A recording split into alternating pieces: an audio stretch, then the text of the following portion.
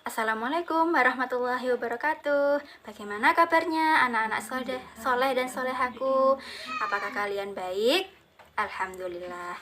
Baik, sebelum kita memulai pelajaran, marilah kita berdoa terlebih dahulu menurut kepercayaan kalian masing-masing. Berdoa mulai. Nah, sudah ya. Sekarang saatnya kita memulai pelajaran. Stay tune.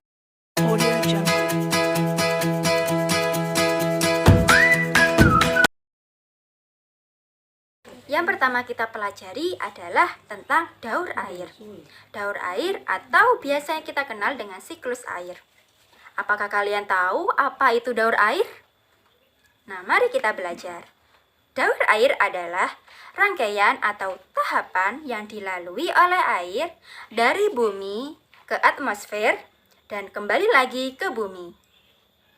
Kita sebagai manusia pasti membutuhkan yang namanya air dalam kehidupan kita sehari-hari.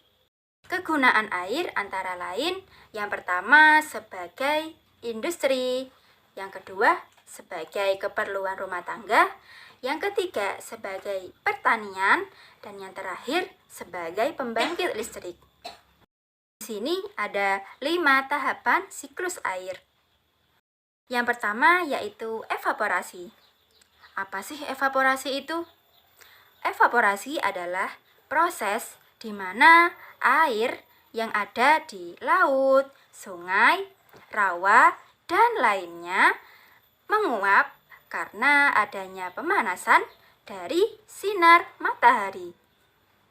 Tahapan yang kedua yaitu transpirasi. Apa sih transpirasi itu? Transpirasi adalah proses penguapan yang terjadi pada jaringan makhluk hidup, seperti tumbuh-tumbuhan. Tahapan yang ketiga ada kondensasi. Apa sih kondensasi itu? Kondensasi adalah proses di mana berubahnya uap air di atmosfer menjadi partikel es yang sangat kecil di suhu yang rendah. Tahapan yang keempat ada presipitasi. Apa sih presipitasi itu? Presipitasi adalah tetesan air di awan akan menjadi berat dan besar untuk menahan di udara sehingga jatuh sebagai air hujan. Tahapan yang kelima ada infiltrasi. Apa sih infiltrasi itu?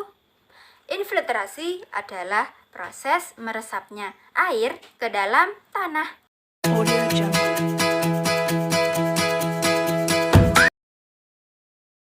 Peristiwa alam itu terjadi karena keteraturan alam.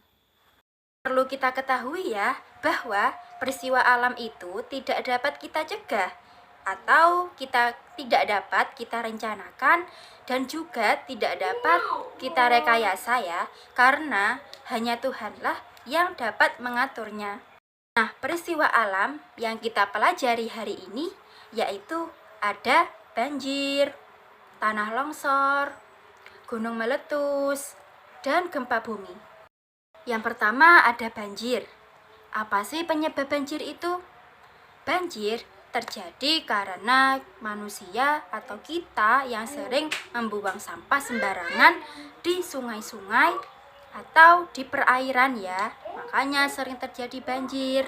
Nah, maka dari itu kita sebagai manusia harus bisa menjaga kelestarian sungai ya, agar terlihat bersih dan juga tidak menyebabkan banjir. Peristiwa alam yang kedua ada tanah longsor. Kenapa sih tanah longsor itu bisa terjadi? Ya, karena ulah kita sebagai manusia yang sering menebang pohon secara besar-besaran. Akhirnya mengakibatkan tanah di pegunungan itu akan longsor.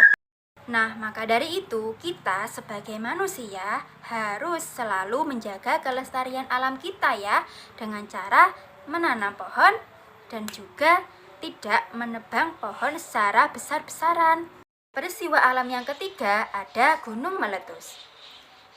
Perlu kita ketahui bersama ya, bahwa letusan gunung berapi itu bisa terjadi sewaktu-waktu.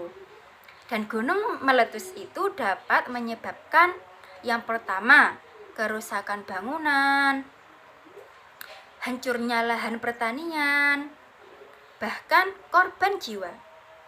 Kenapa sih gunung berapi itu bisa meletus? Ya, karena adanya pergerakan magma di dalam perut gunung. Pergerakan magma di dalam perut gunung itu disebut intrusi. Sedangkan di pergerakan magma hingga keluar kawah itu disebut ekstrusi atau erupsi. Peristiwa alam yang keempat itu ada gempa bumi. Apa sih gempa bumi itu? Gempa bumi adalah getaran yang berasal dari perut bumi. Perlu kita ketahui bersama ya, bahwa gempa bumi itu dapat terjadi karena yang pertama, benda luar angkasa yang jatuh ke bumi. Yang kedua, karena reruntuhan. Yang ketiga, karena pergerakan lempeng tektonik. Dan yang terakhir, karena aktivitas gunung berapi. Nah, itu tadi materi pelajaran kita hari ini ya, anak-anakku. Semoga bermanfaat dan saya akhiri. Wassalamualaikum warahmatullahi wabarakatuh. See you next time.